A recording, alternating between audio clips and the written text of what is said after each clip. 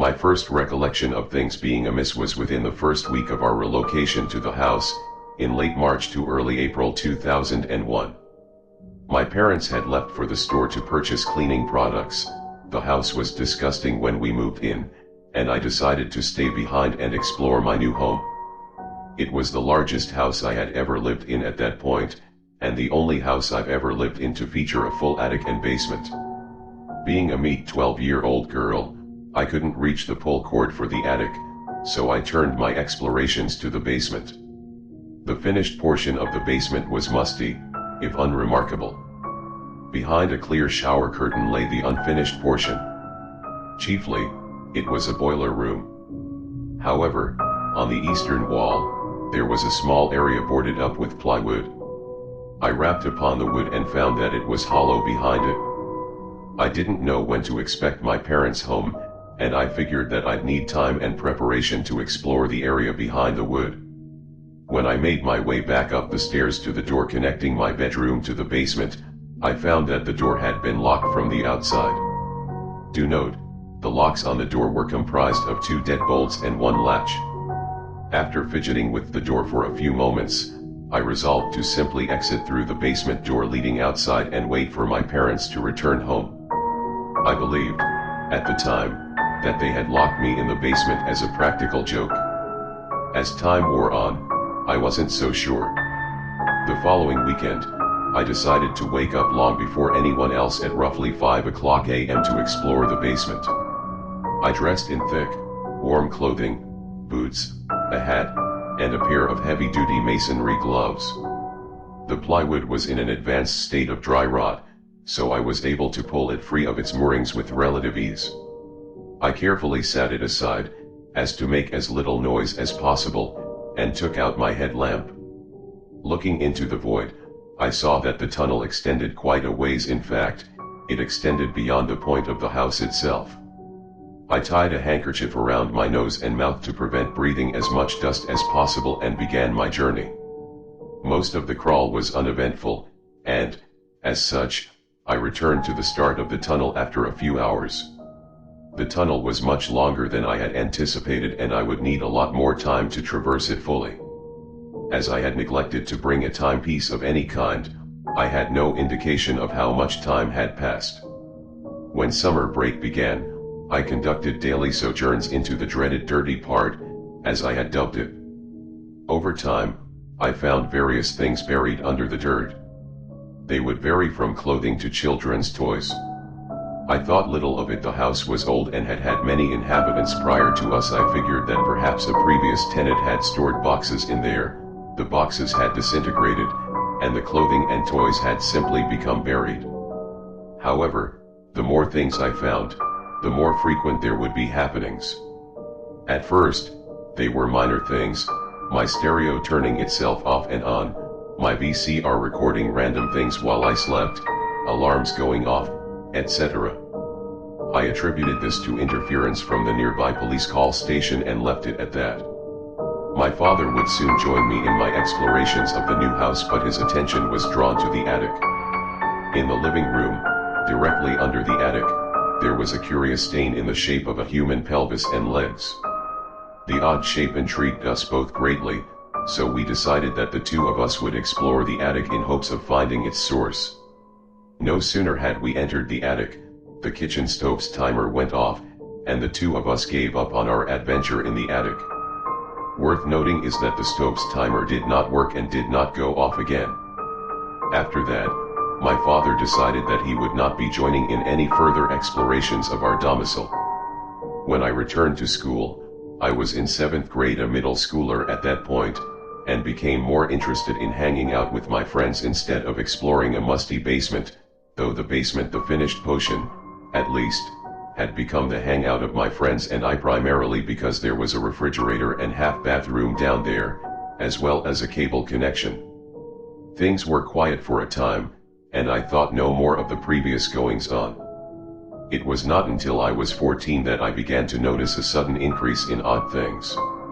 My father and I started seeing small animals, solid black and the size and shape of guinea pigs, wander the hallway. Every day, at roughly the same time, My parents' bedroom door would slowly open, then, just as slowly, close, the doorknob turning each time.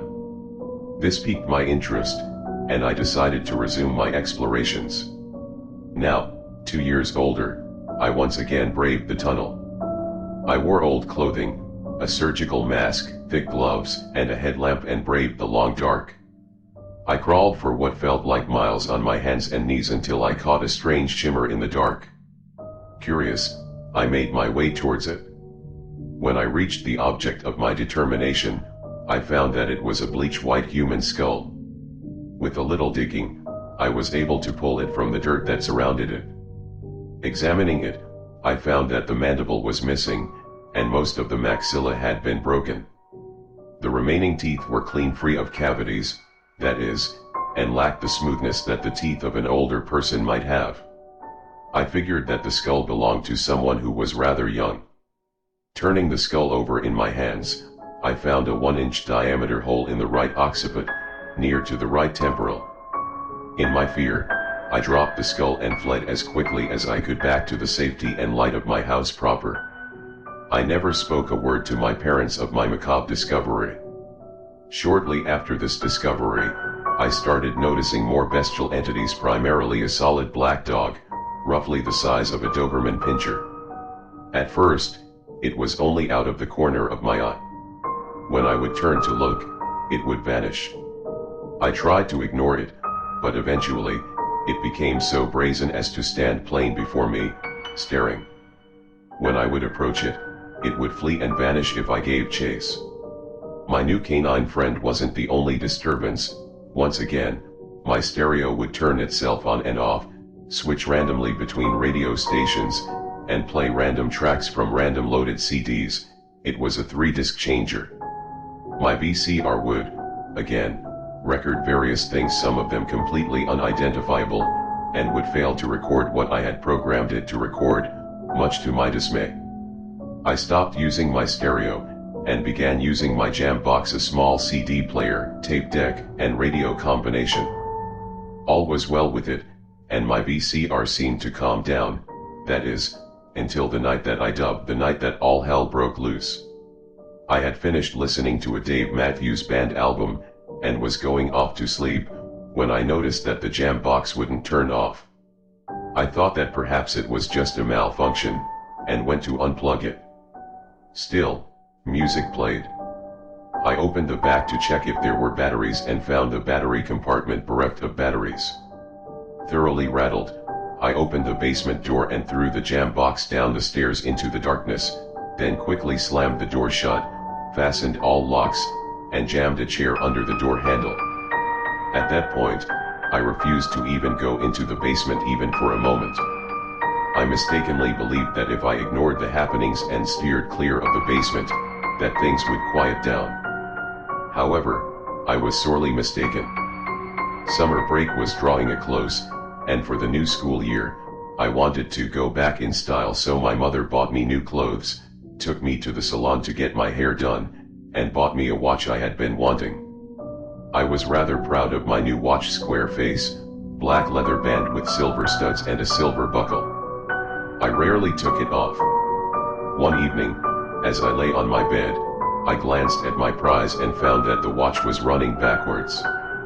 Horrified, I tore the timepiece from my wrist and threw it too into the accursed basement. I had had just about enough of these events. I decided that I was going to ignore it, pretend like it wasn't there, completely fail to acknowledge its existence. As one could imagine, this plan did not work. I started noticing that, at exactly 3 a.m., there would come heavy, plodding stomps up the basement stairs that would always stop just short of the adjoining door. Still, I decided to continue my campaign. Evidently, this only served to frustrate the entity. It would continue like this for many more months. 3 o'clock a.m. Stomp, stomp, stomp, stomp, then silence. Since it was still summer break, my mother promised me that if I were to clean my room, then my best friend could stay the night. Excited, I complied, and stayed up far past my bedtime cleaning. So engrossed in my endeavor was I, that I hadn't noticed the time. As I was cleaning the vanity, which was connected to the adjoining door, the stomps started. I sat, stock still, my back braced against the door. The room fell silent. Then, just as I was beginning to feel safe, there came a hard bashing against the door, hard enough to break one of the two dead bolts, one hinge, and the latch. It would continue on like that for the months until the disturbances reached their zenith. As I lay one night, staring at the ceiling, I noticed a strange pressure on my bed. I figured that perhaps a cat had found its way into my room, and shrugged it off. Then, before I could react, I was restrained. My entire body was paralyzed. I could not see, hear, speak, or breathe. Panic took over me, and, with no small effort on my part, I managed to gurgle out, "Jesus, please help me." And the darkness released me. Fortunately, we moved shortly after that.